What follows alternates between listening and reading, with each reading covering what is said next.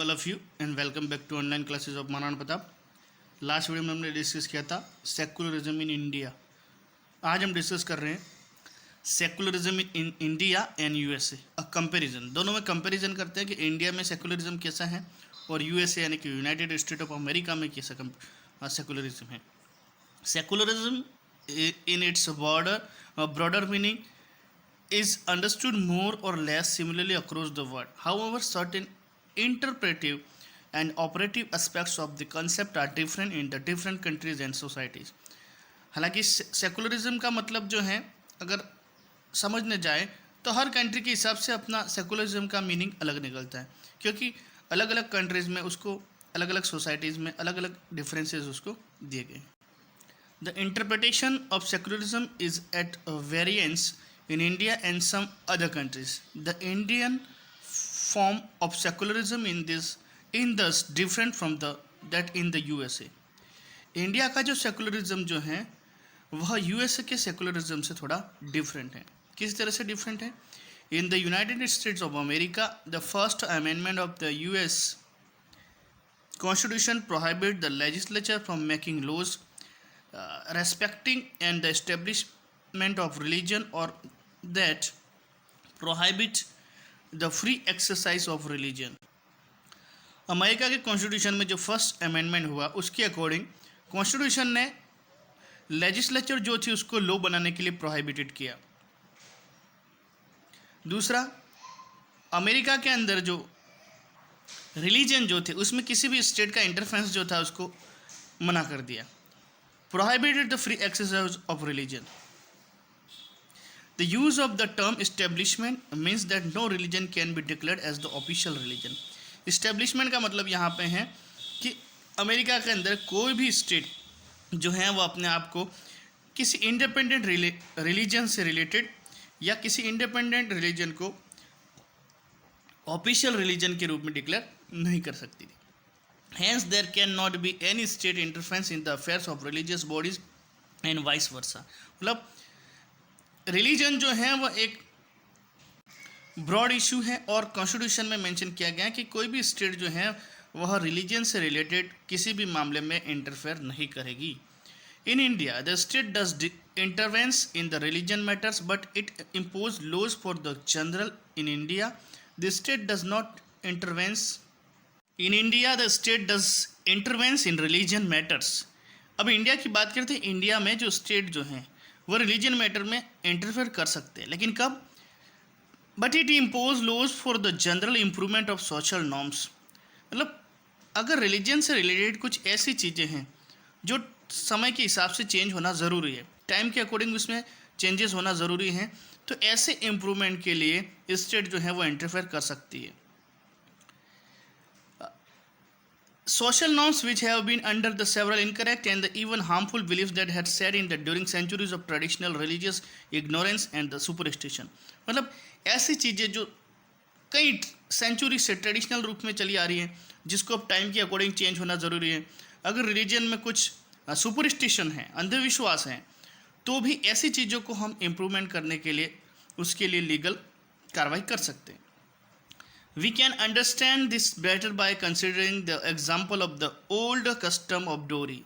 जैसे कई सारे ऐसी कस्टम या कई सारे ऐसे ट्रेडिशन जो हैं वह एंशिएंट टाइम के हिसाब से सही थे, उस ज़माने के हिसाब से वो ठीक हो सकते हैं, लेकिन अभी के हिसाब से वो सारी चीज़ें जो हैं वह सही नहीं है। तो उन सारी चीज़ों को हटाना या इसमें इम्प्रूवमेंट करना ज़रूरी है। जैसे पुराने ज़माने में कस्टम ऑफ डोरी, डोरी का मतलब होता है दहेज, दहेज प्रथा का सिस्टम चलता था। हालांकि इंडिया में दहेज प्रथा या डोरी सिस्टम जो है वो आज बैन है, इलीगल है, लेकिन फिर भी कहीं कहीं कुछ लोग जो है इस डोरी सिस्टम को ज़्यादा इम्पोर्टेंस देते हैं। तो डोरी सिस्टम जो पहले चला आ रहा था तो वो हमारी सोसाइटी के लिए एक तरह से अभी प्रेजेंट सोसाइटी के लिए, मॉडर्न सोसाइटी के लिए वो ठीक नहीं है। सती सिस्टम पता ही होगा आपको, जब किसी वुमन के हस्बैंड की डेथ हो जाती थी उसका जो पायर जो होता था, पायर का मतलब होता चिता, उस पायर के ऊपर उस जिंदा वुमन को बिठाया जाता था और वो अपने पति का सर जो थी वो गोद में रखकर फिर सती हो जाती थी, उसको भी जिंदा जला दिया जाता था। तो कितना वो बुरी चीज़ जो थी वो एक तरह से कुप्रथा थी।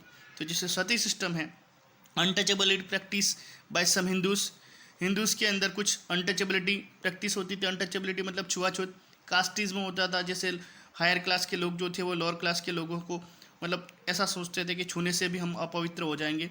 तो ऐसी कुछ चीज़ें जो थी जो एंशिएंट टाइम में चली आ रही थी, तो प्रेजेंट टाइम में मॉडर्न एरा के अंदर इन सारी चीज़ों को इम्प्रूव करना ज़रूरी। The government had to bring in laws to prohibit such customs which had turn into a social means. मतलब गवर्नमेंट को ऐसे जो कस्टम है उसके ऊपर बैन लगाना चाहिए, उसको सुधार करना चाहिए, जो कि हमारी सोसाइटी की प्रोग्रेस में कहीं ना कहीं बाधा बनते हैं। During the British rule in India certain laws were codified pertaining to practices with the religious group in the subcontinent।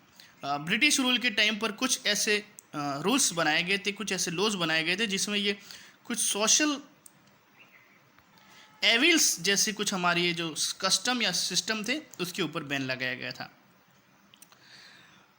They institute separate laws for Hindus, Muslim, Christian, Sikh, Parsis and other as part of the their device policies. British government ने हिंदूज़ के लिए, मुस्लिम के लिए, Christians के लिए, सिख के लिए, Parsis के लिए उनसे रिलीजन से रिलेटेड कुछ पॉलिसीज़ बनाई थी। In doing so they laid the foundation for a non uniform civil code that remain largely unchange today.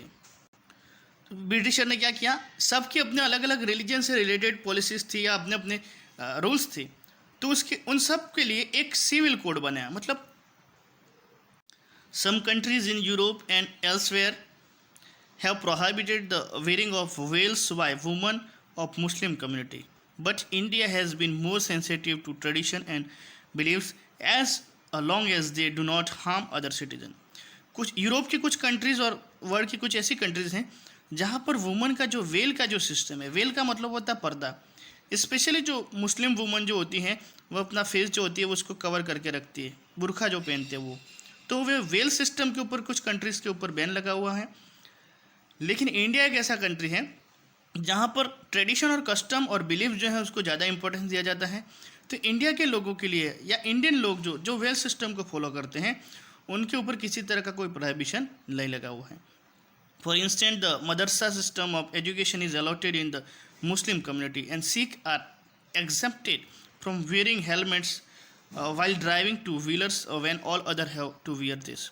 जैसे मदरसा जो है, मुस्लिम बच्चों की एजुकेशन के लिए मदरसा खोलने की या मुस्लिम कम्युनिटी के लिए जो मदरसा खोलने की वो इजाज़त है वो इंडिया में है।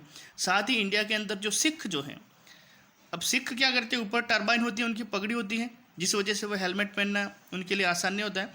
तो सिख जो है वो अगर टू व्हीलर चला रहे थे उनको हेलमेट पहनने से उसको छूट मिली हुई है।